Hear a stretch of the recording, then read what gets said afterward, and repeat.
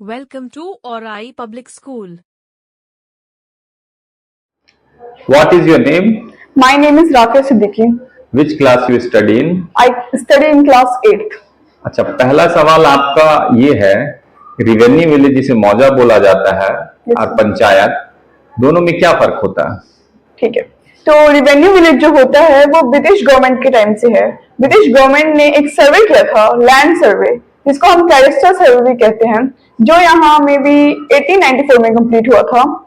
और उस सर्वे में एक एरिया को थाना नंबर दिया गया था और उन्हीं एरियाज को रिवेन्यू विलेज कहा जाता है, जिन्हें थाना नंबर दिया गया था। और जो पंचायत होती है वो फर्दर डिवीजन होती है इलेक्शंस करवाने के लिए, इलेक्शन कमीशन के द्वारा। इलेक्शन जैसे कि मुखिया का इलेक्शन, सरपंच का इलेक्शन करवाने के लिए पंचायत को बनाया गया है। और एक पंचायत में बहुत सारे विलेजेस आते हैं, बहुत सारे रेवेन्यू विलेजेस आते हैं, और एक रेवेन्यू विलेज में 2 पंचायत भी हो सकते हैं, जैसे कि फॉर एग्जाम्पल रतवाड़ा पूर्वी और रतवाड़ा पश्चिमी। ओके, दूसरा क्वेश्चन है आपका, कैबिनेट मिनिस्टर और स्टेट मिनिस्टर्स, ये दोनों में क्या फर्क है? कैबिनेट मिनिस्टर्स जो होते हैं वो सीनियर मिनिस्टर्स होते हैं काउंसिल ऑफ मिनिस्टर्स के, और ये लोग, इन लोगों को पॉलिसीज बनाने की मीटिंग में इन लोग मतलब रहते हैं। यस सर, इन लोग का रहना जरूरी है। और जो स्टेट मिनिस्टर्स होते हैं वो जूनियर होते हैं कैबिनेट मिनिस्टर्स से, और जरूरी नहीं कि ये लोग रहे। और ये लोग स्टेट मिनिस्टर्स जो हैं वो 2 टाइप्स के हैं, एक जिन्हें चार्ज मिला हुआ है और एक जिन्हें चार्ज नहीं मिला हुआ है। और जो जिन्हें चार्ज नहीं मिला हुआ है वो कैबिनेट मिनिस्टर्स की, और जिन्हें चार्ज मिला हुआ है उन मिनिस्टर्स की हेल्प करते हैं। अच्छा, कैबिनेट मिनिस्टर्स का नेम जानते हैं आप? 2 4 5? Yes sir. हाँ, बताइए।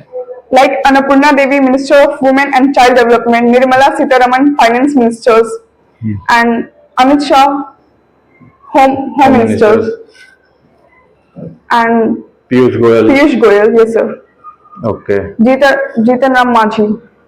ओके, कितने हैं कैबिनेट मिनिस्टर्स? 31। 31।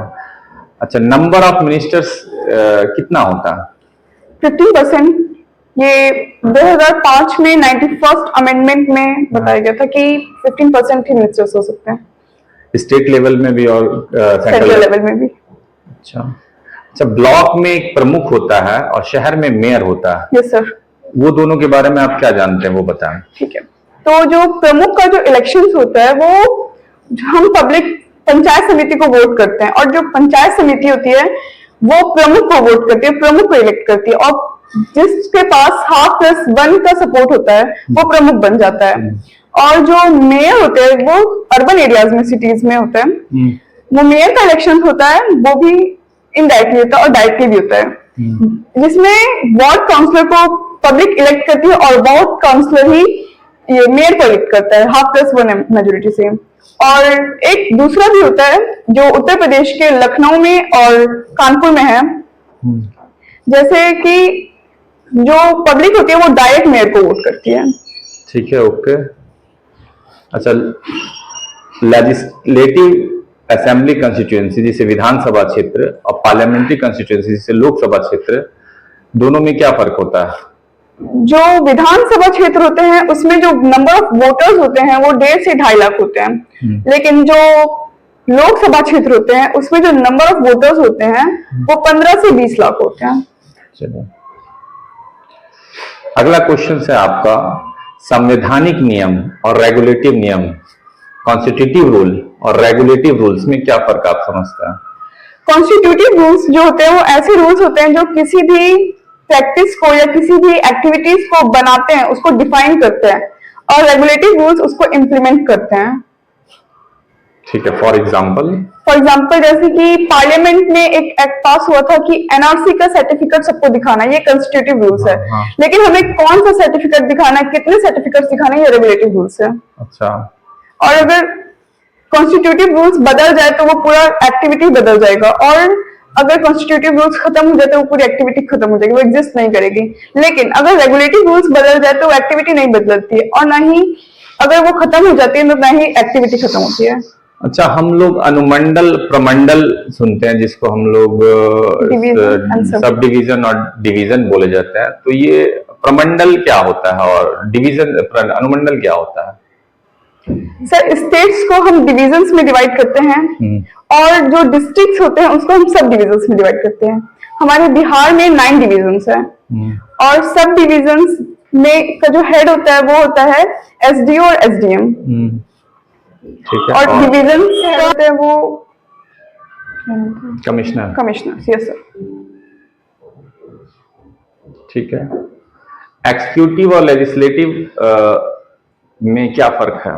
एग्जीक्यूटिव्स का काम होता है रूल्स और लॉ को इम्प्लीमेंट करना और जो लेजिस्लेटिव्स का काम होता है वो होता है रूल्स को क्रिएट और पास करना। एग्जीक्यूटिव्स में हमारे prime minister, president, cabinet ministers और सिविल सर्विस आते हैं और लेजिस्लेटिव में हमारे एमएलएज और एमपीज आते हैं। प्राइम मिनिस्टर, प्रेसिडेंट और कैबिनेट मिनिस्टर लेजिस्लेटिव है या नहीं है? है। वो दोनों है। Yes sir. कल्चर जिसे हम संस्कृति कहते हैं और सिविलाइजेशन जिसे हम सभ्यता कहते हैं, दोनों में क्या फर्क है? कल्चर जो होता है वो एक पर्टिकुलर पर्सन या ग्रुप ऑफ पर्संस के रहन सहन को, उनके ड्रेसिंग स्टाइल क्या है, वो मतलब कौन से रिलीजन्स को पार्टिसिपेट करते हैं, फॉलो करते हैं, ये उन पे डिपेंड है, मतलब ये कल्चर कहलाता है। और जो सिविलाइजेशन होता है वो एक सिटीज बड़े पैमाने पे होता है, जैसे कि एक सिविलाइजेशन के लोगों के अलग अलग कल्चर्स हो सकते हैं। ठीक है। For example Indus valley civilisation, Roman civilisation. ठीक है। लास्ट आपका क्वेश्चन है, डेमोक्रेसी और रिपब्लिक, लोकतंत्र और गणतंत्र में क्या फर्क है? ओके। डेमोक्रेसी में पब्लिक अपने हेड ऑफ द स्टेट को इलेक्ट करती है और रिपब्लिक का काम होता है रूल ऑफ लॉ को देखना, उस पर जोर डालना। रूल ऑफ लॉ से रिपब्लिक रिलेटेड है। यस।